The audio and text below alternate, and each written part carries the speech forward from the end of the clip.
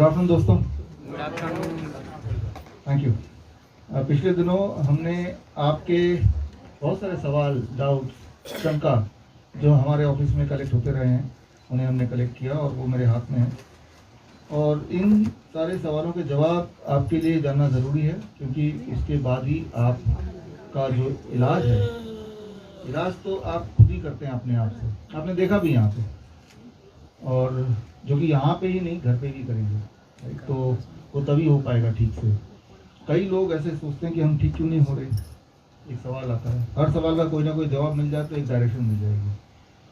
अगर आप ध्यान से देखें तो इंसान जब बीमार पड़ता है तो दो ही तरीके से बीमार पड़ता है।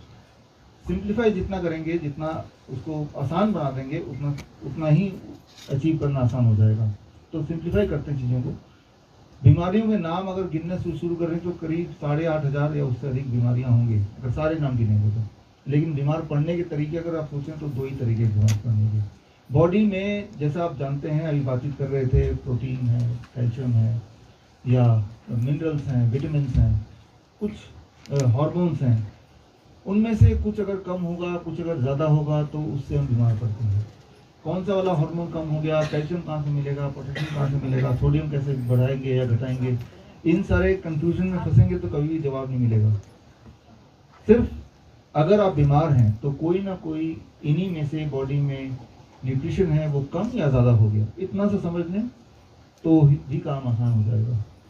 अब वो कौन सा वाला है, कैसे उसको बढ़ाना है, कैसे उसको घटाना है, इस चक्करों में ना पड़ के सिर्फ द काइंड ऑफ डाइट जो हम एडवाइस करते हैं, जो यहाँ पे ले रहे हैं, which we call as a DIP diet, एक balance diet, fruits and raw vegetables जिसमें होता है, जैसे आप उसको लेना शुरू करते हैं, हमने ये देखा है पिछले 10 सालों में पेशेंट अपने आप ही रिकवर करता है। तो रिकवर कैसे कर रहे हैं, एक्चुअली आपके बॉडी में क्या कम है हमें नहीं पता। वो जो आप रिपोर्ट निकालते हैं, ब्लड टेस्ट कराते हैं, उन पर भी मैं भी आऊँगा, वो रिपोर्ट कितना रिलायबल है उस पर भी मैं आऊँगा। बट वो रिपोर्ट से आपको नहीं पता चलेगा, क्योंकि वो रिपोर्ट एक इंसान ने बनाई है और आपके अंदर की कॉम्प्लिकेशंस, कॉम्प्लेक्सिटी इतनी ज़्यादा है, तो वो ह्यूमन कॉम्प्रिहेंशन से कई गुना ज़्यादा वास्ट है। तो कोई अगर सोचे कि मेरे ब्लड रिपोर्ट देख के बता देंगे कि मेरे अंदर क्या है, आपको मान लो सिर दर्द है, कोई ऐसा दुनिया में टेक्निक है, कोई ऐसा डायग्नोस्टिक है जो बता दे कि आपको सिर दर्द है या नहीं है? कौन बताएगा? वो आप खुद ही तो बताते हैं कि मुझे दर्द कर रहा है। तो कोई भी अगर आपको दिक्कत है, सबसे पहले कोई रिपोर्ट नहीं बताएगी, आप खुद ही बता सकते हैं। तो दिक्कत अगर है तो इसका मतलब बॉडी में कुछ कम होगा या कुछ ज़्यादा होगा। तो उसको बैलेंस कैसे करना है? द काइंड ऑफ डाइट जो आपने स्टार्ट किया, इस डाइट से अक्सर बैलेंस हो जाता है। तो आप में से जब किसी का फ़ोन आता है ऑफिस में कि हमें हिम्स में एडमिट होना है, तो मैं सबसे पहले हमारी टीम को यही बोला है कि पहले तो उसको बोलो कि इस डाइट पर रहे। वो डाइट DIP डाइट आप सबको ऑलरेडी पता भी है, हमारे कई सारे बहुत सारे यूट्यूब चैनल्स में, बुक्स वगैरह में है भी, और नहीं तो हम एक वीडियो भेज देते हैं। पहले तो आप इस पे रहो, कम से कम हफ्ता 2 हफ्ता रहो, और अगर उसके बाद भी ठीक नहीं होता तब हम बात करेंगे आगे। तो 95% पेशेंट उसके बाद बोलते हैं कि आराम मिल गया, ब्लड शुगर नॉर्मलाइज हो गया, ब्लड प्रेशर नॉर्मलाइज हो गया, जो तकलीफ थी, पेन कम होने लगा। तो 90 to 95% जितनी भी सारी तकलीफें होती हैं इंसानियत को, उनमें हमने देखा है कि the moment they change the diet, the kind of diet जो हम एडवाइस करते हैं, जो यहाँ पे आप ले रहे हैं, उनका वहीं पे उनका इलाज हो जाता है। तो उस डाइट को लेने के लिए यहाँ तक आने की तो कोई आवश्यकता है, किसी भी हॉस्पिटल में जाने की आवश्यकता नहीं, बिकॉज वो सारी चीज़ें हर जगह मिलती हैं। और वो डाइट तो हमेशा ही लेना है ना, सिर्फ 7 दिन, 10 दिन, 15 दिन तो लेना नहीं है, तो हमेशा ही लेना है, बिकॉज हमेशा ही ठीक रहना चाहते हैं। अभी जो बात चल रही थी कि भाई प्रोटीन कहाँ से मिलेगा, कैल्शियम कहाँ से मिलेगा, देखिए इस प्रोटीन कहाँ से मिलेगा, तो देखिए बाल जो ना दुनिया में सबसे ज़्यादा प्रोटीन इसी में होता है, सबसे ज़्यादा प्रोटीन होता है। तो बाल काट के फेंकते ही क्यों हैं, उसको घोट के पी क्यों जाते हैं? पी जाना चाहिए ना, क्योंकि वो बाल में प्रोटीन तो है, लेकिन वो इस फॉर्म में है कि बॉडी उसे एब्जॉर्ब नहीं कर पाएगी, डाइजेस्ट ही नहीं होगा, वैसे का वैसे ही निकल जाएगा बॉडी से।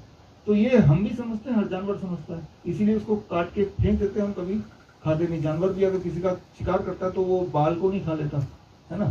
तो किसी भी चीज़ में न्यूट्रिशन ज़्यादा होने का मतलब वो ज़्यादा अच्छा है, ऐसा ज़रूरी तो नहीं है। नाखून आप काटते हैं, कैल्शियम कहाँ से मिलेगा? अभी था, क्या करें हम? तो नाखून खा लीजिए, सबसे ज़्यादा कैल्शियम इसी में होता है। तो लेकिन क्यों नहीं खाते? क्योंकि जानवर भी नहीं खाते, शिकार करने के बाद नाखून को भी छोड़ देते हैं। क्यों? क्योंकि वो जो उसमें कैल्शियम है दैट इज, और उसमें जो न्यूट्रिशन है उसमें, but it is not in digestible form, body से हजम ही नहीं कर पाएगी, निकाल ही देगी। तो इसीलिए कोई नहीं लेता है। अभी आप पूछ रहे थे कार्ब कहाँ से मिलेगा, पूछ रहे थे ना। तो कार्ब अगर आपको इतना चाहिए तो दुनिया में सबसे ज़्यादा कार्ब तो इस लकड़ी में जहाँ मैं भी खड़ा हूँ, इस लकड़ी को पाउडर बना के घोल के पी जाइए। कोई भी नहीं खाता, कोई भी नहीं पीता है। क्यों? क्योंकि ये आपके बॉडी में एब्जॉर्बेबल नहीं है, बॉडी इसे यूटिलाइज नहीं कर पाएगा, तो बॉडी ऐसे कैसे निकाल देगा। तो मैंने आपको एग्जांपल दिया कि ज़्यादा सबसे ज़्यादा कार्ब, राइट, वो इम्पोर्टेंट नहीं है। इम्पोर्टेंट है कि एब्जॉर्बेबल फॉर्म में सबसे ज़्यादा कार्ब कहाँ पे है, एब्जॉर्बेबल फॉर्म में सबसे ज़्यादा कैल्शियम कहाँ पे है, एब्जॉर्बेबल फॉर्म में सबसे ज़्यादा प्रोटीन कहाँ पे है। That should be the right question, ठीक है ना। अगर आप बोलते हैं सबसे ज़्यादा कैल्शियम कहाँ है मुझे बता दो, मैं वही लूंगा, मैं बोलूँगा नाखून खा लो। तो लेकिन आपका सवाल अगर ऐसा होगा सबसे ज़्यादा कैल्शियम कहाँ पे है एब्जॉर्बेबल फॉर्म में, वो मुझे बताओ, तो मैं बोलूँगा पत्ते खा लो या वेजिटेबल खा लो जो आप ऑलरेडी खा रहे हैं। सबसे ज़्यादा कार्ब कहाँ पे है एब्जॉर्बेबल फॉर्म में, जो बॉडी इस्तेमाल भी कर सके, वो है फ्रूट्स में जो आप ऑलरेडी खा रहे हैं। तो जैसे सबसे ज़्यादा प्रोटीन एब्जॉर्बेबल फॉर्म में, तो वो स्प्राउट्स में जो आप इंक्लूड कर सकते हैं, नट्स में।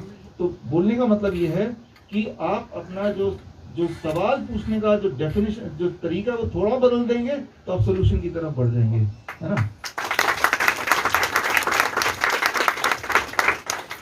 तो मैंने ये देखा है कि जो डाइट हमने आपको बताया, DIP diet, kind of diet, fruits and vegetable, ये पहली बात तो इसमें एब्जॉर्बेबल फॉर्म में सारा कुछ वैसा है क्या जो मुझे चाहिए, ये भी एक सवाल हो सकता है। उसका सबसे आसान तरीका है, आप उसको एक हफ्ता लेंगे और अगर आप ठीक होते चले गए, इसका मतलब इसमें सब कुछ है।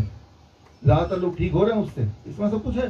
That is the best definition. उसको लेके लैब में जाके चेक करना एक तरीका तो वो होता है। दूसरा तरीका ये है कि हम उसको ले रहे हैं और हमें एकदम से फायदा होना शुरू हो गया। मान लो जिसको घुटने का दर्द है और वो घटना शुरू हो गया, तो समझ लीजिए कि ये मेरे लिए काम कर रहा है। तो कोई भी पैथी या कोई भी सिस्टम आप पे काम कर रहा है या नहीं कर रहा है, उसका एक तरीका, या मुझे लगता है बेस्ट तरीका, कि क्या आपको आराम मिल रहा है, आराम मिल रहा है, ये सवाल पूछना जरूरी है। एक तरीका है बीमार पड़ने का। दूसरा तरीका है, पहला तरीका तो ये था कि बॉडी में कोई चीज कम या ज्यादा होना, वो क्या कम हो गया क्या ज्यादा हो गया वो उसमें ना पढ़ के सीधा आपने डाइट स्टार्ट कर दिया।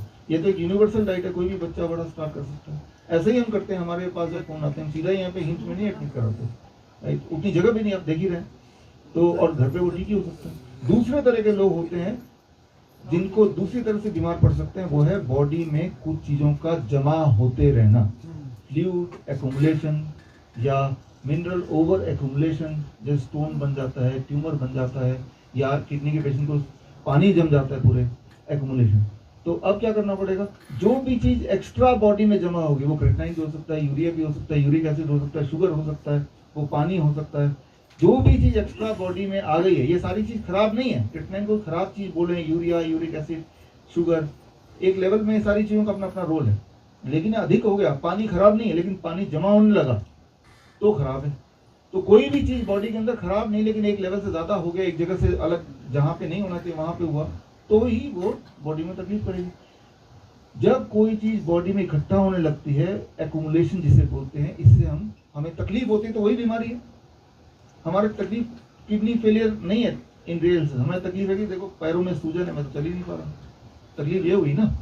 तो तकलीफ को कैसे दूर करें, दूसरा तकलीफ, जो भी चीज बॉडी में फालतू है, अब वो कौन सी चीज है और कितना है, ये कौन डिसाइड करेगा।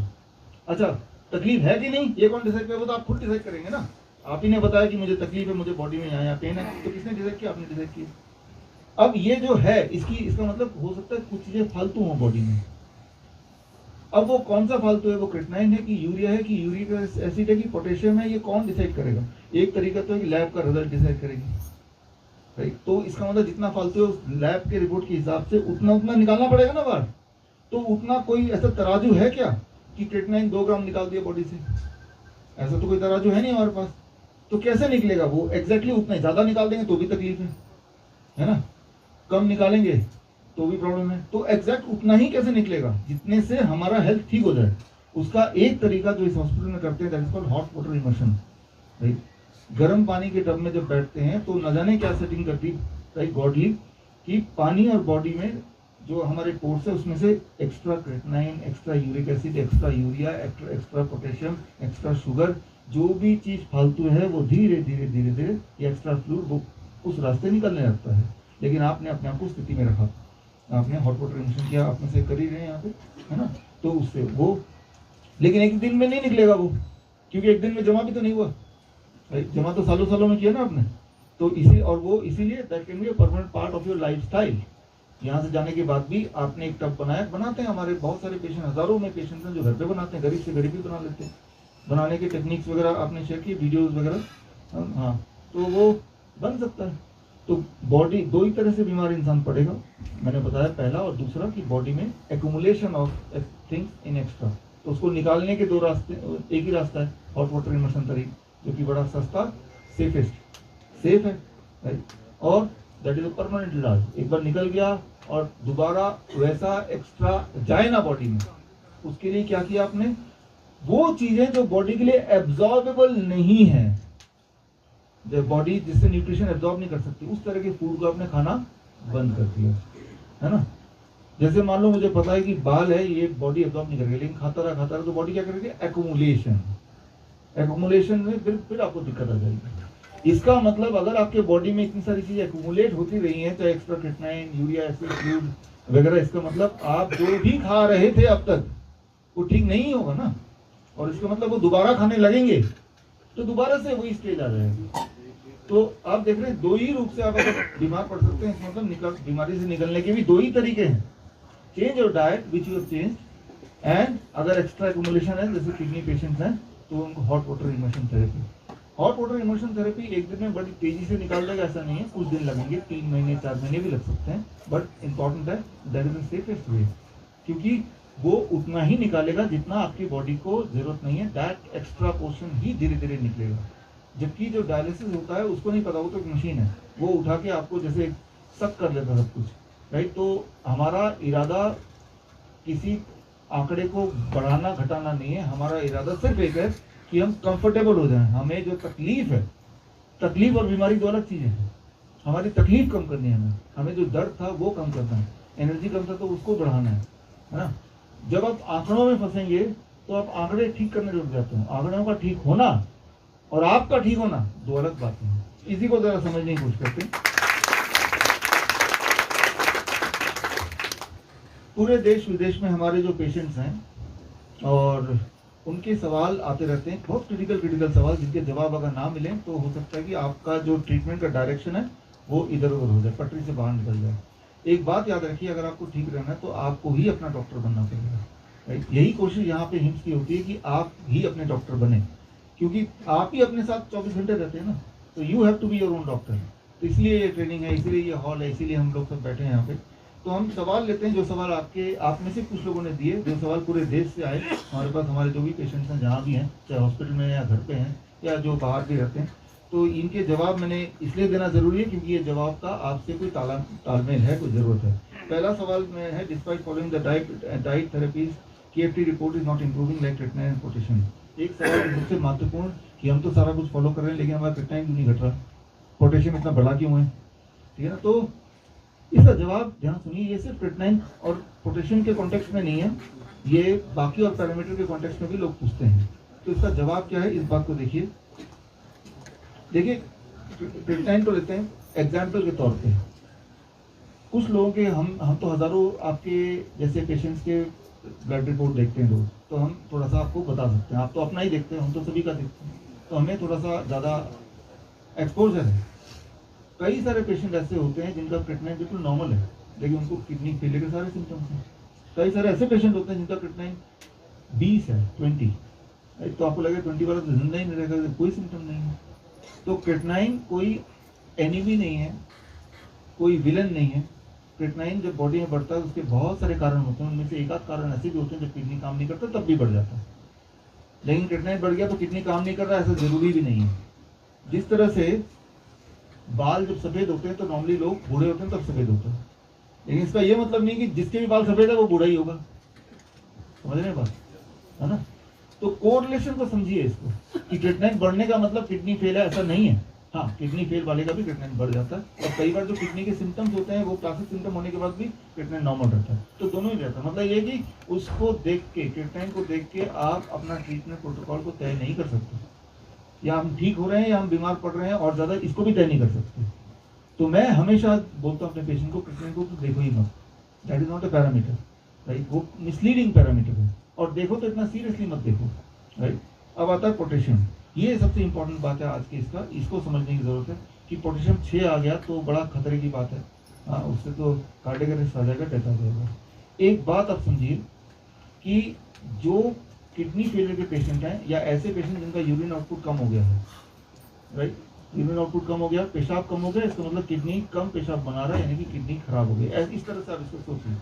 तो पेशाब अगर नहीं होगा तो वो जो पेशाब निकलना था वो बॉडी में कहीं ना कहीं है, तो वो बॉडी में जमा हो जाएगा, तो कभी लंग के ऊपर जमा हो जाएगा, पैरों में, हाथों में, तो वो सारे ऑर्गन काम करना कम कर देंगी, और यही तो बीमारी है ना, राइट। तो दिस इज द डिजीज। अब सबसे इंपॉर्टेंट बात, इस बात को जरा समझिए। ऐसा पेशेंट, मान लो ऐसा पेशेंट है जिनका यूरिन आउटपुट का 0 हो गया, अब इनके बॉडी में वो फ्लूइड जमा हो गया इन कंपैरिजन टू एक और इंसान जिसमें फेलियर नहीं है, इनके बॉडी में फ्लूइड जमा नहीं है। क्लियर है ना? तो इनका जो बॉडी की केमिस्ट्री है, इनके बॉडी की केमिस्ट्री से अलग होगी ना। इनके बॉडी में एक पर्टिकुलर चीज ज्यादा है in comparison to rest of things, है ना। तो वो बड़े इंटरेस्टिंग बात है, वो एक कुशन की तरह काम करती है, एडवांटेज की तरह काम करती है, और ऐसे लोगों में पोटेशियम की मात्रा 6 होने से भी बॉडी पे ज्यादा असर नहीं करता। समझिए, 6 potassium can be dangerous for him, जो कि हेल्दी इंसान है, वही 6 पोटेशियम इनके लिए उतना डेंजरस नहीं है फॉर ए किडनी पेशेंट। तो किडनी पेशेंट की पैरामीटर आर डिफरेंट, लेकिन होता क्या हॉस्पिटल में, एक हेल्दी पेशेंट, हेल्दी इंसान का जो पैरामीटर है, उसी पैरामीटर को किडनी पेशेंट के ऊपर अपनाना चाहते हैं, राइट। और किडनी पेशेंट के लिए 6 या पोटेशियम का ज्यादा होना एक नॉर्मल बात है, क्योंकि इनकी बॉडी की केमिस्ट्री वो नहीं है जो इनकी बॉडी की केमिस्ट्री है, राइट। इसीलिए आपके लिए पोटेशियम ज्यादा हो भी सकता है, क्योंकि बॉडी की केमिस्ट्री बदल गई है, बट उसको हम एज ए खतरे की घंटी इंडिकेट करेंगे तो वो हमारे लिए फिर हम कंफ्यूज हो जाएंगे। मैं ऐसा नहीं बोल रहा हूँ 6 पोटेशियम करना है आपको, मैं ऐसा बोल रहा हूँ कि इनकी केमिस्ट्री अलग है, राइट। ये अगर आपको और डिटेल में जानना है तो एक ट्रायल हुआ था, it's called scream trial, Stockholm creatinine management trial. तो इसमें, इस ट्रायल में ये देखा गया है कि जब किसी का पोटेशियम बढ़ता है करीब 5 ऐसा कुछ एक नॉर्मल इंसान का, तो उनमें डेथ होने की चांसेस ज्यादा हो जाती है, लेकिन यही वाला पोटेशियम किडनी वाले पेशेंट का जब बढ़ गया, इनमें डेथ होने की चांसेस कम होते हैं, राइट, अंडरस्टैंड, राइट। तो किडनी वाले पेशेंट्स के लिए potassium 6 is not dangerous in comparison to non kidney patient. इसीलिए पोटेशियम में बहुत अलार्म होने की जरूरत नहीं है। ये देखो पहले सवाल को, क्वेश्चन का जवाब आते हैं। Despite following DIP diet and all measures, HB is reducing, haemoglobin is reducing, ठीक है ना। देखिए, जो किडनी के पेशेंट्स हैं उनमें हीमोग्लोबिन लेवल थोड़ा नीचे की तरफ गिरता रहता है, ये भी एक उनका, और जैसे जैसे गिरेगा वैसे वैसे उनका वीकनेस, कमजोरी बढ़ती रहती है, राइट।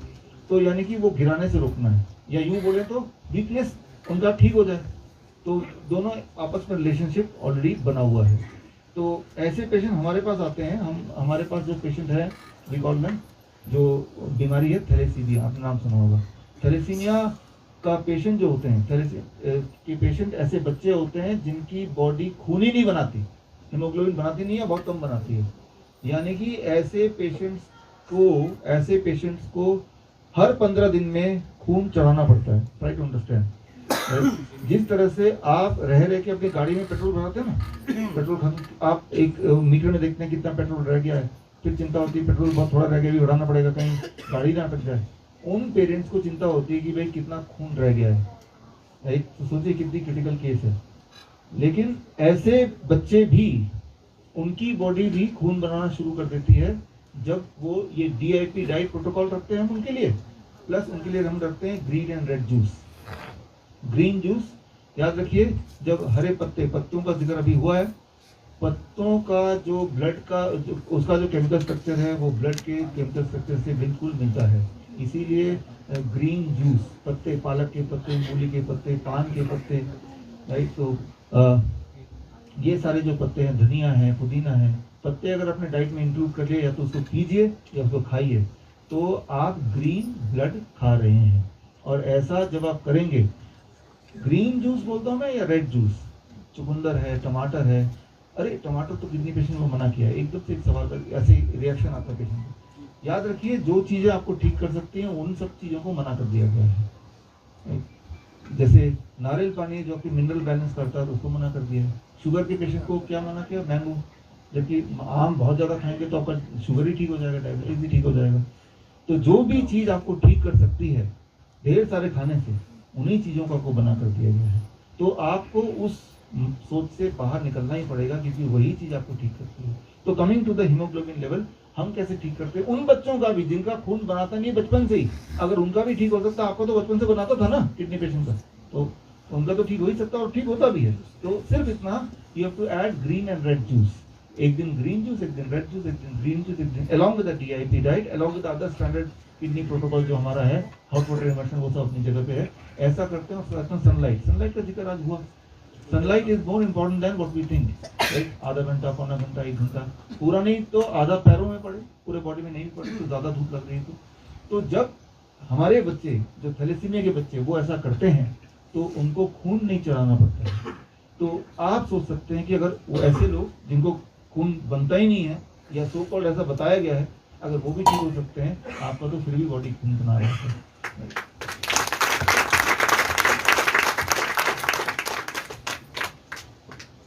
देखिए आपका सवाल है, sometime BP increases even after following the HWI, what to do? Hot water immersion करने के बाद भी बीपी बढ़ता है। हॉट वाटर इमर्शन क्या है ये समझिए। मान लीजिए एक बलून है, उसको फुला रहे हैं तो उसका अंदर का एयर प्रेशर बढ़ेगा या घटेगा?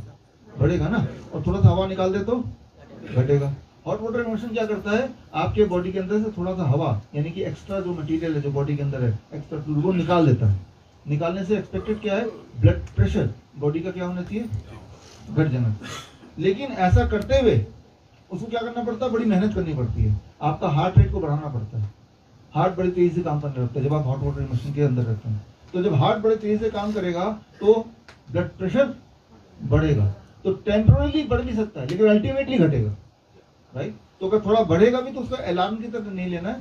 आपको मैकेनिज्म समझ आ गया, इसलिए आप चिंता नहीं करेंगे। पहले बढ़ेगा, आप जब भी हॉट वाटर में बैठते हैं उस वक्त अगर आप पल्स देखेंगे तो आपका नॉर्मल से भी ज्यादा होगा। जैसे दौड़ते हैं तब जैसा पल्स रहता है, क्योंकि आपका हार्ट दौड़ रहा है। आप तो बैठे हुए लेकिन हार्ट दौड़ रहा है। बॉडी काम कर रही है ना, राइट? बॉडी फटाफट काम कर रही है, अंदर के एक्स्ट्रा चीजों को छांट रही है, उठा के बाहर फेंक रही है। इस काम में बॉडी हाँफ जाती है और that is what is called blood pressure. तो ब्लड प्रेशर बनना मतलब हमेशा खराब है ऐसा जरूरी नहीं है। टेम्पोरली थोड़ा बढ़ेगा, पल्स रेट भी बढ़ेगा, बट फाइनली वो बढ़ जाएगा। That is the thing.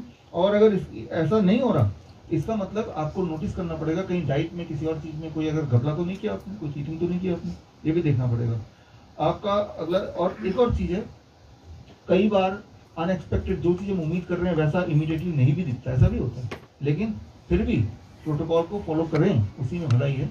तो ये क्योंकि हम जो डाइट बात कर रहे हैं या हॉट वाटर इमर्शन बात कर रहे हैं, सच अभी तक मेडिकल साइंस में इसका कोई एडवर्स रिएक्शन नहीं देखा, तो ना करने से अच्छा you have to do it. आपका अगला ये सवाल है, it is seen that raw diet potassium level are going haywire, should be they stop fruits and vegetable? देखिए पोटेशियम, आप अगर कन्वेंशनल हॉस्पिटल में जाएंगे तो वहाँ एक लिस्ट आपको देते हैं कि क्या कौन कौन सी सब्जी और फल नहीं खाना है, और मोस्टली सारी सब्जी और फल बंद ही करा देते हैं, है ना? याद रखिए भगवान का बनाया हुआ हर खाने में, फ्रूट्स एंड वेजिटेबल में पोटेशियम हाई ही होता है, और इंसान के बनाए हुए हर खाने में जैसे बिस्किट, ब्रेड, पोटेशियम लो ही होता है, राइट? तो अगर आप उस सेंस में चलें तो कन्वेंशनल डॉक्टर तो ये बोलना चाह रहे हैं जो इंसान ने बनाया, ब्रेड बनाया, बिस्किट बनाया, पिज्जा बनाया, वो तो खा लो, उसमें पोटेशियम बहुत कम होता है। लेकिन भगवान ने जो भी चीज बनाया है, वो टमाटर बनाया, खीरा बनाया, आम बनाया, फल बनाए सारे, तो उस सब में पोटेशियम डाला हुआ है। तो इसका मतलब भगवान के बनाए हुए कोई चीज खाना अलाउड नहीं है फिर तो किडनी पेशेंट को, राइट? तो यहाँ पे ये समझना पड़ेगा कि पोटेशियम किसी फ्रूट्स एंड वेजिटेबल में कितना भी लेवल का हो, आप जब कोई भी फल खाते हैं, कोई भी सब्जी खाते हैं कच्चा, तो उसके अंदर लाइव एंजाइम होता है। लाइव एंजाइम कुछ जिंदा होता है, वो मुर्दा नहीं होता। कुक कर देंगे तो वो सब डेड बन जाता है। जब आप खाना खाते हैं सीधे ब्लड में तो जाता नहीं, कहाँ जाता है? पहले पेट में जाता है। पेट में जाने के बाद वो लाइव एंजाइम हमारे बॉडी में एक खास केमिकल होता है इंक्रेटिन, उससे बातचीत करता है और ये डिसाइड करता है कि आपके बॉडी में कौन कौन सी न्यूट्रिशन की कमी है और क्या क्या भेजना है बॉडी के अंदर, ब्लड के अंदर। तो जो भी चीज आपके बॉडी में एक्सेस होगी, फॉर एग्जांपल अगर पोटेशियम ऑलरेडी एक्सेस है तो पोटेशियम उस फ्रूट में होते हुए भी वो बॉडी के अंदर नहीं जाएगा, वो आप उस स्टूल से राइट निकल जाएगा बाहर, राइट। तो मतलब ये है कि आप जो भी कुछ खा रहे हैं फल और सब्जी, उसके साथ एक चीज और खा रहे हैं लाइव एंजाइम, और वो आपके ब्लड में नहीं जा रहा है, आपके पहले स्टमक में जा रहा है, और वहां डिसाइड होता है कि कौन से मिनरल, कौन से न्यूट्रिएंट कितने क्वांटिटी में, कितने स्पीड में, धीरे धीरे करके या तो वो भेजेगा आपके ब्लड में, या फिर उसको छुपा देगा लिवर में। अभी तो जरूरत नहीं, लेकिन 2 घंटे बाद जरूरत है, 2 घंटे बाद फिर लिवर से वहां होगा। तो इस तरह का मैनेजमेंट अंदर चलता है। तो जितना आप खाएंगे उतना ही बॉडी में जाएगा, ऐसा नहीं है। आप जो दवाइयां भी लेते हैं, तो मान लो 10 mg की दवाई दी है, तो अल्टीमेटली डॉक्टर को पता है वो 1 mg ब्लड में जाएगा, 9 mg तो बॉडी थ्रो ही कर देता है बाहर। तो जितना आप खाते हैं, जो भी खाते हैं, वो उसी क्वांटिटी में बॉडी में जाती नहीं है, रीडिस्ट्रीब्यूशन होता है। अगर वो लाइव फूड है तो लाइव, जिंदा फूड कौन सा, जिसको आपने पकाया ना हो। अगर वो डेड है तो डेड में वो लाइव एंजाइम नहीं है, तो वो इंटेलिजेंस नहीं है, तो चांसेस है जैसे आपने चीनी खाया, चीनी तो डेड है ना, तो सारा का सारा ही चला गया। जबकि मीठा होता है आम, वो आम खाइए 2 किलो 3 किलो, आपका शुगर नहीं बढ़ेगा उतना, वो बहुत ही धीरे धीरे बढ़ेगा, क्योंकि वो फिर फ्रुक्टोज है वो लिवर में जाके छुपेगा, और लिवर उसको धीरे धीरे स्टेप बाय स्टेप रिलीज करेगा जैसे जैसे बॉडी को जरूरत होगी। तो जवाब ये है कि आप पेट भर के फ्रूट्स एंड रॉ वेजिटेबल्स खा सकते हैं, और हो सके तो ऑर्गेनिक खाएंगे तो और भी अच्छा, नहीं तो जो भी मिलता है, हम तो जो भी मिलता है वही खाते हैं, लेकिन मौका मिले तो ऑर्गेनिक भी ले सकते हैं।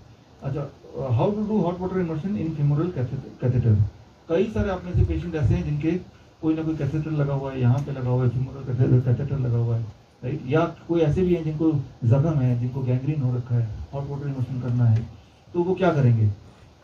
तो उसके लिए मैं छोड़ दूंगा यहाँ पे इस तरह के कवरिंग आती हैं, यहाँ से यहाँ तक के लिए, पैरों के लिए, फुल बॉडी के लिए हम बना रहे हैं, आप दे जाएंगे कुछ दिन में। वो कवरिंग पहन के फुल बॉडी वाला तब जरूरत पड़ेगी जब आपको इस पोर्शन में अगर कैथेटर लगा उसको हटाना हो तो उसको बचाना हो तो। और अब उसको करके जब आप हॉट वाटर इमर्शन में बैठेंगे तो उस पानी का टेम्परेचर को 2 डिग्री और बढ़ाना पड़ेगा, 40 की जगह 42 डिग्री। क्या डांगरी, हाँ डांगरी वो डाल के 42 डिग्री सेल्सियस बढ़ाना पड़ेगा, तब तभी जाके वो गर्मी का इफेक्ट आएगा। तो वो ड्राई इमर्शन हो जाएगा, dry water immersion, dry immersion, क्योंकि वो आपका बॉडी पानी के कांटेक्ट में नहीं आ रहा, आपका बॉडी पानी वाला हीट तो ले रहा है और पानी वाला प्रेशर ले रहा है। यहाँ जो प्रिंसिपल काम करता है, 2 प्रिंसिपल काम करते हैं हॉट वाटर इमर्शन में। 1 इज द प्रेशर, जो वाटर का प्रेशर आपकी बॉडी में यूनिफॉर्मली जा रहा है। दूसरा हीट, ये 2 चीज आपकी बॉडी में पहुंचाना है, प्रेशर एंड हीट। लेकिन वो पानी इन्फेक्शन कर सकता है, क्योंकि आपका कहीं ना कहीं उससे बॉडी के अंदर भी कुछ जा सकता है। तो उसके लिए आपने एक डांगरी पहन लिया, वो हम बना के आपको देंगे, पहले ही बना हुआ था, उसमें लीक हो गया तो हमने डिसकंटिन्यू कर दिया। तो उससे that's called dry water immersion. तो ड्राई वाटर इमर्शन काम करता है, हाँ वो भी काम करता है। लेकिन जो ड्राई मतलब तो क्या होगा, वो जो पहना है उसके अंदर पसीना आएगा, सूखा पसीना, और उससे भी बॉडी से बाहर जो चीज जाना हो वो चले जाएगा। तो शुरू में ड्राई वाटर इमर्शन भी कुछ लोग करते हैं, वो इसलिए करते हैं क्योंकि उन्हें हॉट वाटर इमर्शन में डर लगता है, बैठने में अनकंफर्टेबल लगता है, तो भी वो लोग कर लेते हैं, फिर आदत पड़ जाती है, फिर बिना उसके करते हैं। इस तरह से है ना, जिस तरह से जब स्विमिंग पूल में नया बच्चा सीखने जाता है तो एक बलून लगा लेता अपने आप ताकि वो डूबे ही ना, फिर धीरे धीरे बलून हटा देता है।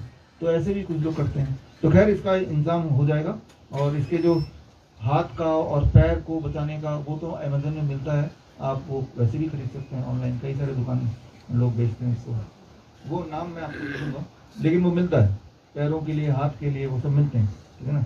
आज भी एक सैंपल दे दूँगा आपको। ये एक सवाल है जो बहुत इंपॉर्टेंट है आपके लिए, how the patient accept themselves that they need dialysis. आपको डायलिसिस की आवश्यकता है कि नहीं, कैसे पता चलेगा, ये बहुत ही इंपॉर्टेंट है, इस बात को समझिए। ये आपके बॉडी में सूजन अगर बढ़ रही है, ज़्यादा बढ़ गई है, या आपका ब्लड प्रेशर लगातार बढ़ता जा रहा है, सबसे इम्पोर्टेंट बात आपकी ब्रेथलेसनेस बढ़ती जा रही है, आपकी सोचने की क्षमता वो घटती जा रही है, तो ये इंडिकेशन है कि आप डायलिसिस की तरफ बढ़ रहे हैं। ये जो हॉट वाटर इमर्शन कर रहे हैं ये भी डायलिसिस ही है, ये नेचुरल डायलिसिस है। डायलिसिस का मतलब क्या, डायलिसिस वर्ड का मतलब क्या, डायलिसिस मतलब वो मशीन नहीं है। डायलिसिस मतलब कोई भी चीज बॉडी में जो एक्स्ट्रा है वो बॉडी से निकालना, that is for dialysis.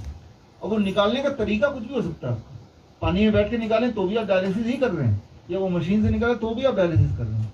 Machine में फर्क क्या है कि वो एकदम से सारा चूस लेगा, खींच लेगा, जो चाहिए बॉडी को वो भी निकाल के फेंक देगा।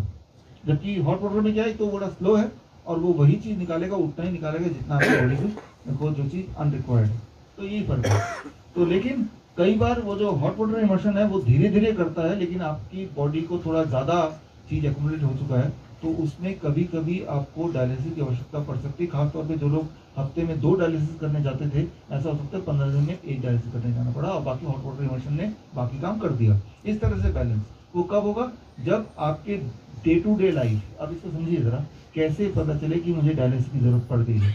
आपके दिनचर्या जो है वो दिनचर्या करने में बड़ी तकलीफ होना शुरू कर दिया। आप लोगों पे निर्भर हो गए आपको उठाने के लिए, राइट। आप जो बोल रहे हैं उनको लग रहा है क्या बोल रहे हैं।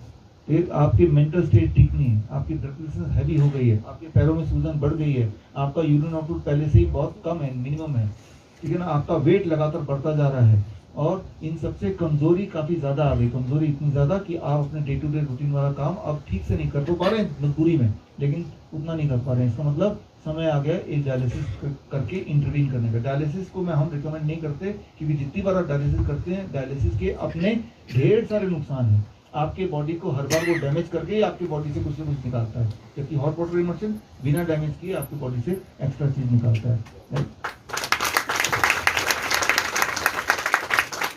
तो लेकिन डायलिसिस कैसे पता चले कि डायलिसिस की जरूरत है, जिन चीजों को मैंने अभी बताया इन्हीं से पता चलता है। इनमें इसीलिए हम पेशेंट को बोलते हैं आप रोज अपना वेट चेक करते रहिए, वेट बढ़ने की दिशा पे है कि स्टेबल है। नंबर 2, यूरिन आउटपुट रोज देखिए 24 घंटे में कितना यूरिन आउटपुट। नंबर 3, आपका ब्लड प्रेशर चेक करते रहिए। नंबर 4, सबसे ज्यादा इंपॉर्टेंट इन तीनों से भी, कि आपकी वीकनेस की टेंडेंसी बढ़ती जा रही है या घट रही है, ब्रेथलेसनेस बढ़ता जा रहा है या स्टेबल है। अगर स्टेबल है तो जरूरत नहीं है, अगर बढ़ता जा रहा है इसका मतलब डायलिसिस की इशारा कर रहा है, इससे काम नहीं बन पा रहा है। नहीं बन पाने का सबसे बड़ा कारण है कई बार पेशेंट करते ही नहीं ठीक से, या कर नहीं पाते ठीक से। माहौल ही ऐसा होता है, आज नहीं कल कर लेंगे हॉट वाटर इमर्शन, 2 घंटा नहीं 1 ही घंटा कर लेंगे, या 1 घंटे बाद इतना थक के कर ही नहीं पाए।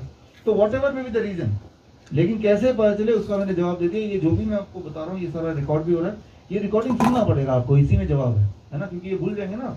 तो ये रिकॉर्डिंग आपको दे दिया जाएगा, लिंक आपको दे देंगे। देखिए एक सवाल है, how to handle the patient having 0 urine even after following the diet and therapy for month, sometime it increases negligibly. बहुत सारे ऐसे पेशेंट भी हो सकते हैं जो कि यूरिन आउटपुट उनका नील था, 0 था जब हमारे पास आए, और हमारे पास सारा प्रोटोकॉल किया, उसके बाद भी 0 है, तो क्या फायदा हुआ। अब एक बात समझिए यहाँ पे कि जब आप हॉट वाटर इमर्शन में बैठते हैं तो बॉडी क्या करता है, वो जो पेशाब के रास्ते जो निकलना था, राइट, यूरिन, वो ना निकल के बॉडी उसको इस रास्ते, पसीने के रास्ते निकालता है। आप पसीना लीजिए, केमिकल टेस्ट कराएंगे तो उसमें वही सारे केमिकल मिलेंगे, ट्रिटनाइन मिलेगा, पोटेशियम मिलेगा, सोडियम मिलेगा, यूरिक एसिड मिलेगा, यूरिया मिलेगा, शुगर मिलेगा, थोड़ा बहुत प्रोटीन मिलेगा। पसीने में भी वही सारे केमिकल मिलेंगे जो पेशाब में मिलते हैं। पेशाब और पसीना सेम ही चीज है, इसीलिए आपका जो स्किन है ना, इसको बोलते हैं थर्ड किडनी। आपको पास भगवान ने 3 किडनी दिए हैं, 2 किडनी बॉडी के अंदर और 1 किडनी आपका पूरा स्किन। हॉट वाटर इमर्शन में हम क्या कर रहे हैं, स्किन को किडनी की तरह यूज कर रहे हैं। Try to understand that, right. तो हुआ क्या कि स्किन को किडनी की तरह यूज किया, तो जो पेशाब में निकल रहा था पसीने से, वही चीज निकल गया। इसका मतलब पेशेंट स्टेबल हो गया, पेशेंट की जो रिक्वायरमेंट थी डायलिसिस जाने की वो बंद हो गया, लेकिन फिर भी किडनी अपना काम नहीं कर रही। मतलब किडनी तो ठीक नहीं हुआ, लेकिन पेशेंट का काम चल रहा है, समझ रहे हैं आप, राइट। तो ऐसा होता है, तो इस तरह से। और इसका मतलब ये है कि इस तरह के जो पेशेंट हैं कि वो हमारे पास जब आए वो वाकई में बहुत ज्यादा डैमेज कर चुके थे, कि अभी नहीं हो रहा ठीक, लेकिन फिर भी ये फायदा, ऐसे लोगों को भी हॉट वाटर इमर्शन करते रहना पड़ेगा, क्योंकि ये नहीं करेंगे तो डायलिसिस जाएंगे। डायलिसिस तो अच्छा ही है ये, और ये करते हुए हमने देखा है कि कुछ लोगों को 6 महीना भी लग जाता है, लेकिन अल्टीमेटली हमने देखा है जो करते रहते हैं तो उसमें इंप्रूवमेंट आती रहती है। तो मतलब we have to be positive. एक क्वेश्चन है जो बहुत ही important, CKD patient are not consuming enough water, fearing और वाटर रिटेंशन। पानी तो बहुत कम कर देते हैं, पानी नहीं पीना। देखिए यही दिक्कत है, पानी नहीं पिएंगे, आप याद रखिए आपके बॉडी के हर सेल में पानी की जरूरत है। पानी नहीं पिएंगे तो गड़बड़ हो जाएगी। कैसे पता चले कितना पानी पीना है, इसका एक ही नियम है, जब भी प्यास आए पानी जरूर पीजिए, ठीक है ना, उसको पीना ही है, बॉडी आपको बोल रहा है ना। और पानी जब पिएंगे तो आप धीरे धीरे पीजिए, जैसे चाय पीते हैं, जब शराब पीते लोग कैसे पीते हैं भाई, उसी तरह पानी पीजिए, धीरे धीरे पीजिए, एकदम से नहीं पीना है। पानी पीने में कोई कंजूसी या कोई कमी नहीं करनी है। खास तौर पे जब हॉट वाटर इमर्शन में बैठते हैं तो बॉडी से पानी निकल रहा है, तो तब भी प्यास लगेगी, तब भी थोड़ा थोड़ा पानी पी सकते हैं, कोकोनट वाटर पी सकते हैं कोई, उसी दौरान पानी पे तो बैठे ही हैं, थोड़ा पानी पी भी लिया। खास तौर पर अगर नहीं पियेंगे तो हो सकता है कमजोरी आने लगे। तो वो ऐसे पेशेंट हमें बोलते हैं कि जब भी मैं पानी में बैठता हूँ तो मुझे बहुत कमजोरी आती है। तो इसका मतलब वो डिहाइड्रेट होते हैं, तो उस डिहाइड्रेशन को बॉडी रेस्पॉन्ड करता है एज ए वीकनेस। तो आपको क्या करना है, पानी से ही उसको काटना है। वार्म वाटर थोड़ा सा ले लिया, उसको पिया, राइट, और साथ में आपने सिर पे तो लगाते हैं ना, हाँ, तो ये सारी चीज़ों से क्या होगा, सिर में आपने गीली पट्टी लगाई हुई है, वार्म वाटर आप पी रहे हैं, हॉट वाटर में बैठे हैं, तो बॉडी में पानी का बैलेंस बना रहेगा। खराब पानी बॉडी निकाल रहा है, लेकिन आपको बॉडी को डिहाइड्रेट होने से रोकना है, तो आप पी भी रहे हैं, राइट। जो पानी पी रहे हैं वो अलग है, जो बॉडी में अटका हुआ पानी वो दूसरी पानी है, राइट, दोनों सेम नहीं है। तो उसको बॉडी से निकलना है। बॉडी से निकलने का मतलब ये नहीं कि आप बॉडी को वाटर डिफिशिएंट बना दें, वाटर तो चाहिए ही चाहिए। और जो आप खा रहे हैं फ्रूट्स एंड रॉ वेजिटेबल्स, ये भी 80% to 90% वाटर है। टमाटर खाएंगे तो टमाटर तो 96% पानी है, एप्पल खाएंगे तो एप्पल 80% पानी है, 80% पानी खा रहे हैं एक्चुअली। पानी एप्पल जो खाया उसमें 80% तो पानी है, 84% मैंगो में पानी है। तो आप जब भी कोई फल और सब्जी खा रहे हैं तो पानी ही पी रहे हैं, पानी खा रहे हैं एक्चुअली आप, और बाकी जो है वो न्यूट्रिशन है उसका, राइट। लेकिन इसलिए जब आप इस तरह के डाइट में रहेंगे तो आपकी थोड़ी प्यास कम हो जाती है, बिकॉज पानी की रिक्वायरमेंट ऑलरेडी पूरी है, वो भी एक ऐसा पानी जो बिल्कुल प्योर है, राइट। लेकिन फिर भी प्यास लगी, मतलब वो न्यूट्रिशन वो पूरा नहीं हो पा रहा, पानी पूरा नहीं हो पा रहा, तो इसलिए पानी पीना है। तो पानी के कम पीने से कोई फायदा होगा ऐसा नहीं है, पानी के कम पीने से, रिस्ट्रिक्ट करने से नुकसान जरूर होगा, राइट। तो इस बात को समझना जरूरी है। आपका अगला सवाल है, what is the effective remedy of the patient having ट्रेमेंडस weakness even after DIP? Diet लेने के बाद भी हमें बहुत वीकनेस है, एक सवाल ना ये पेशेंट के होते हैं, तो दूसरों के एक्सपीरियंस से हमें थोड़ा सीखना पड़ेगा। आपको कितना क्वांटिटी में डाइट लेना है ये आपको तय करना पड़ेगा। हमने फॉर्मूला तो दे ही दिया आपको, लेकिन वो फॉर्मूला हर एक के लिए फिट बैठे जरूरी नहीं, वो एक इंडिकेटिव फॉर्मूला है। तो रूल को कुछ ऐसे बनाइए, जो यंगस्टर हैं, राइट, मान लो 20 साल के अंदर जो लोग हैं, जो फॉर्मूला है हमारे डीआईपी डाइट का यहाँ पे वीडियो चला के अगर आपको नहीं भी पता तो सीख लीजिएगा, उससे 1.5 गुना diet becomes the diet for youngster, ठीक है ना। और जब डाइट अगर आपका वेट लगातार गिर रहा है तो हो सकता है जो डाइट आप ले रहे हैं, ठीक डाइट ले रहे हैं बट क्वांटिटी कम है, नंबर 1, राइट। ये आपको कमजोरी लग रही है तब भी हो सकता है क्वांटिटी कम है, राइट। तो आपको डाइट के क्वांटिटी को थोड़ा बढ़ा के देखना है। और होता क्या है कि जब इस तरह का डाइट चेंज करते हैं जो हमें वैसे पसंद नहीं टेस्टफुली, तो थोड़ा खा के लगता है कि ये बहुत हो गया है ना। तो आपको थोड़ी सी हिम्मत दिखानी, थोड़ा विल पावर दिखाना है। तो कई बार कमजोरी का कारण ये होता है कि इट इज इंडिकेशन कि वो जो डाइट की क्वांटिटी है उसको 20, 30, 40% बढ़ाने की जरूरत है। तो बढ़ा के देख लीजिए, तो उसमें भी हो सकता है कि आपका प्रॉब्लम सॉल्व हो जाए। ये क्वेश्चन है, in some patient weight loss is significant, how to handle that? DIP diet किसी को भी देंगे वो कितना भी हेल्दी होगा, शुरू में कुछ वेट लॉस होगा, क्योंकि हम सब, जैसे मेरा वेट ऑलरेडी कम है, लेकिन फिर भी हमारे सबके बॉडी में इंक्लूडिंग मी कोई ना कोई ऐसी चीजें होंगी, कहीं ना कहीं ऐसे एक्स्ट्रा फैट होगी जो कि बॉडी को चाहिए नहीं, वो एक बोझ की तरह है। तो डीआईपी डाइट क्या करता है, पहले उस तरह की चीजों को बॉडी से बाहर फेंकता है, तो नेचुरली मेरा वेट भी थोड़ा सा कम हो जाएगा। तो आप, लेकिन अगर 5-6 दिन के बाद तो कम होता हुआ देखिएगा, पहले 3-4 kg, उसके बाद भी अगर लगातार कम हो रहा है, इसका मतलब क्वांटिटी इज लेस। तो क्वांटिटी आपको बढ़ानी पड़ेगी, what ever quantity you decide कि मेरा ये क्वांटिटी है, यू टू ईट मोर, तो उससे आप हैंडल कर पाएंगे। अगर किसी को कफ हो गया है, जुकाम हो गया, तब भी क्या हॉट वाटर इमर्शन थेरेपी करना है? तो आंसर इज यस, तब भी करना है उसको। देखिए, हमें पानी जो है ना, पानी की वजह से कफ होगा ऐसा नहीं है, राइट। तो पानी तो गर्म है ना, गर्म पानी तो ठीक करता है, वो ठीक करेगा, वो उल्टा ठीक कर देगा। लेकिन अगर किसी को फीवर हो गया तो आपको पता ही है, फिर हम सिर्फ पैर जो है ना वो पानी में डलवाते हैं हॉट वाटर में, ताकि फीवर को कम करते हैं। फीवर कम करने के बाद अब हॉट वाटर इमर्शन। अच्छा, यहाँ पे थोड़ा समझ लेते हैं, ये बड़ा इंपॉर्टेंट है। अगर किसी को बुखार हो गया, अब हॉट वाटर इमर्शन करना है क्या? हॉट वाटर इमर्शन जब करते हैं तो आप बैठे रहते हैं, लेकिन आपकी बॉडी काम करना शुरू करती है बड़ी तेज, ये मैंने आपको बताया ऑलरेडी। लेकिन जब फीवर हो रहा है उस वक्त आपकी बॉडी ऑलरेडी तेजी से काम कर रही है वायरस के खिलाफ। तो पहले तो बॉडी तेजी से काम कर रही है और आपने बॉडी के ऊपर काम बढ़ा दिया हॉट वाटर इमर्शन करके, तो आपको एक्सट्रीम वीकनेस आ जाएगी या जा सकती है। इसीलिए हॉट वाटर इमर्शन उस दिन नहीं करना जिस दिन फीवर है, पहले फीवर को उतारना है। फीवर को उतारना कैसे है? That is through heat protocol, जो हम बकेट वाला सिस्टम करते हैं। 42 डिग्री सेल्सियस में आपको दोनों पैरों को डुबोना होता है और गर्म पानी पीना होता है, बिल्कुल हॉट। वो थोड़ा सा डिटेल में आपको एक बार और समझा देंगे अगर नहीं समझ आया। फीवर उतर गया, अब हॉट वाटर इमर्शन दोबारा से रिज्यूम कर सकते हैं। तो इस तरह से आप इसको हैंडल कर सकते हैं। तो कफ हो, कफ में कर सकते हैं, लेकिन फीवर में hot water immersion you have to avoid for 1 day. Fever को उतारने के बाद, फीवर को उतारना है तो कभी भी पैरासीटामोल से नहीं उतारना है, राइट। पैरासीटामोल से उतारेंगे तो फीवर और बढ़ जाएगा और कॉम्प्लिकेशन हो जाएगा। खासतौर पे वो लोग जो लोग ऑलरेडी पेशेंट है, किडनी के पेशेंट हैं, कैंसर के पेशेंट हैं, उनके लिए, किसी के लिए भी नहीं करना चाहिए, लेकिन उनके लिए तो पक्का ही नहीं करना चाहिए। क्वेश्चन है, what protocol should be followed if BP goes beyond 200 to 140? मान लो 200/100 आ गया।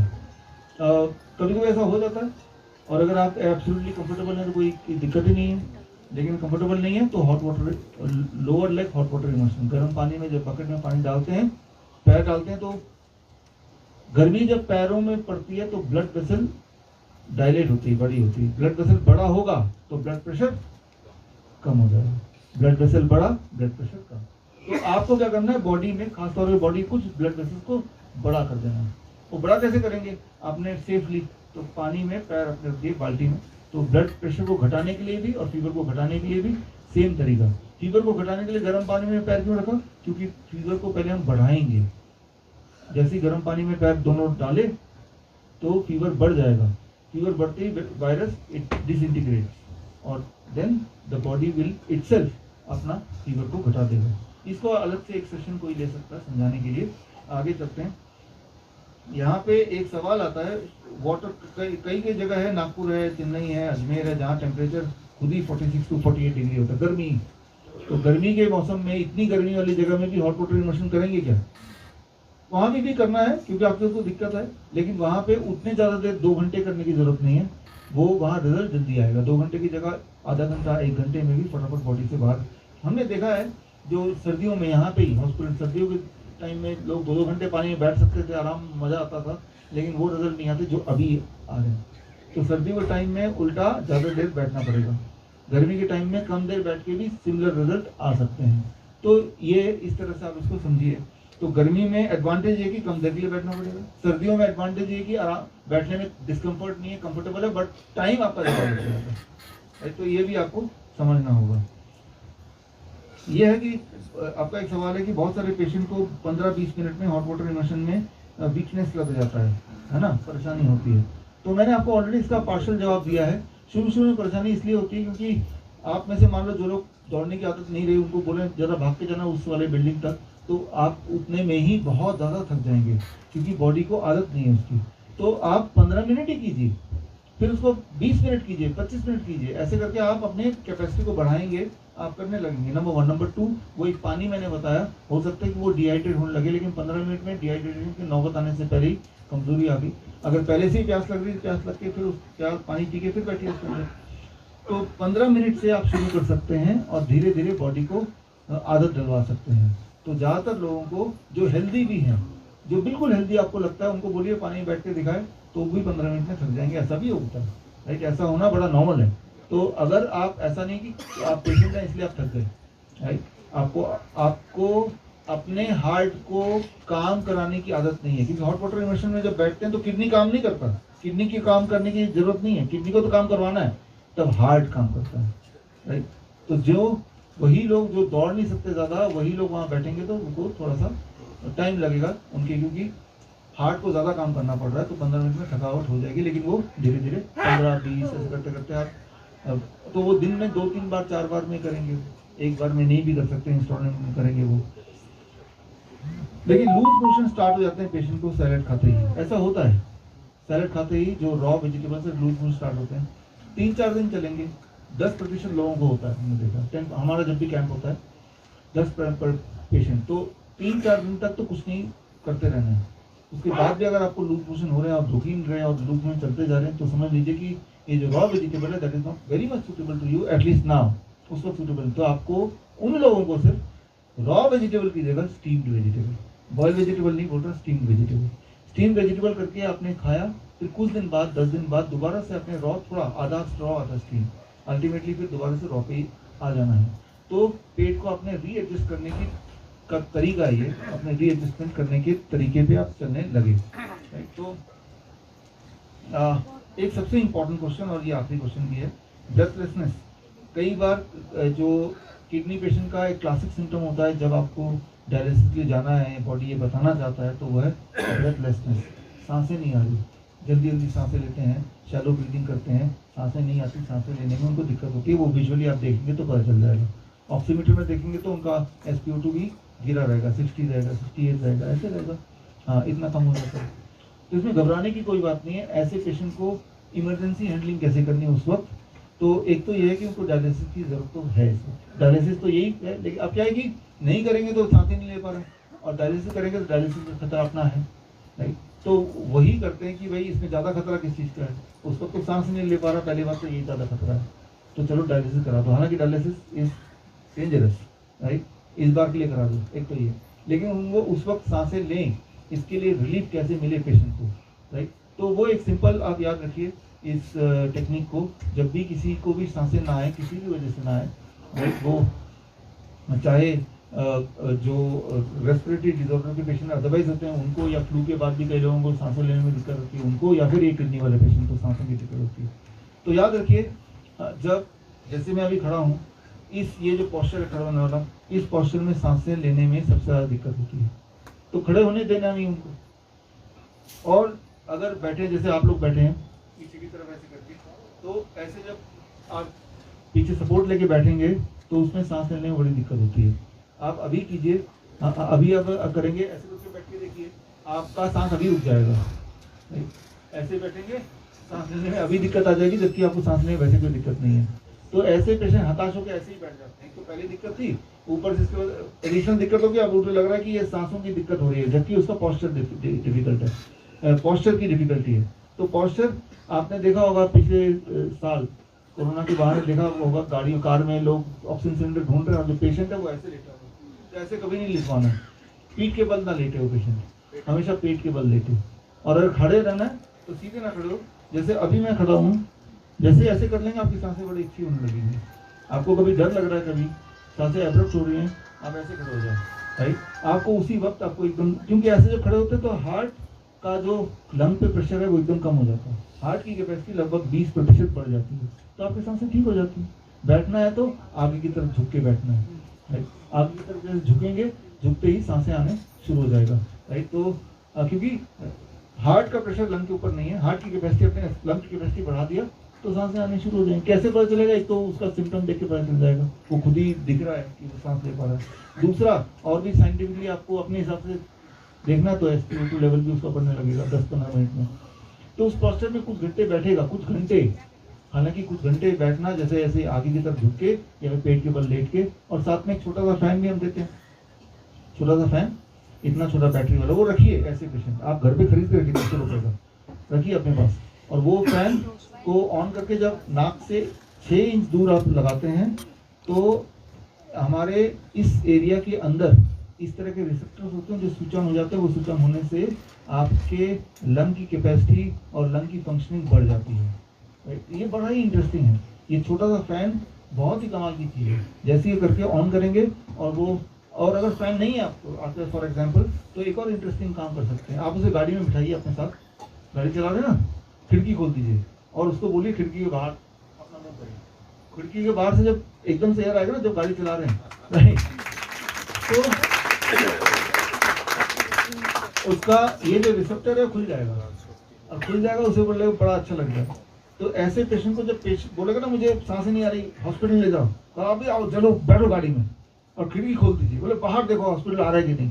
वो बाहर देखता रहेगा जब तक हॉस्पिटल तक पहुंचेंगे, बोले मैं ठीक हूँ, वापस चलते हैं, राइट। तो हाँ,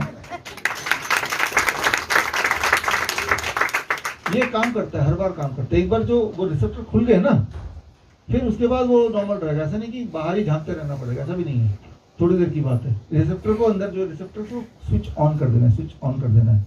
आप भी कभी करके देखिए यूं ही मजे में, आपको भी पता चलेगा डिफरेंस कि भाई कैसे लगता है आपको। बिकॉज जो चीज़ मैं आपको बता रहा हूँ as a healthy person also you can test it to know more about it. और जब टेस्ट करेंगे तो आपको याद भी रहेगा एंड मौके पे ध्यान भी आएगा मुझे क्या करना है। तो ये जो आज ये इतने सारे हमने, और भी आपके सवाल होंगे, तो मैं तो यही बोलता हूँ जितने सारे सवाल आपके हैं आप डॉक्टर अनु को लिख के दीजिए, राइट। फिर दोबारा मिलेंगे। और ये भी सवाल जो है ना अभी जो मैंने आपको बताया, ये आपकी तरह पेशेंट्स आए थे पिछली बार जो आए थे, अभी डिस्चार्ज भी हो गए, लेकिन उन तक हम ये वीडियो पहुंचाएंगे और आपको भी ये वीडियो देंगे। और आपके जो सवाल होंगे वो सवाल का एक और वीडियो बनाएंगे, क्योंकि ये सवाल के जवाब अगर मिल जाए तो लोगों को यहाँ आने की बजाय अपने अपने घर पे कर सकते हैं ना आराम से चीज़। मोस्ट ऑफ द थिंग्स तो मैंने जितनी बताए ऐसी कोई चीज़ नहीं जो कोई पर्टिकुलर केयर में ही हो पाएगी, कॉमनली हो सकती है और ये काम भी करती है। और यही काम करती है, ऐसा नहीं कि ये भी काम करती है, यही काम करती है और कोई तरीका भी नहीं ठीक होने का। All the best. हम मिलते हैं अभी, तब तक सर आप आगे इसको गाड़ी को बढ़ाइए और फिर मिलते हैं थोड़ी देर में।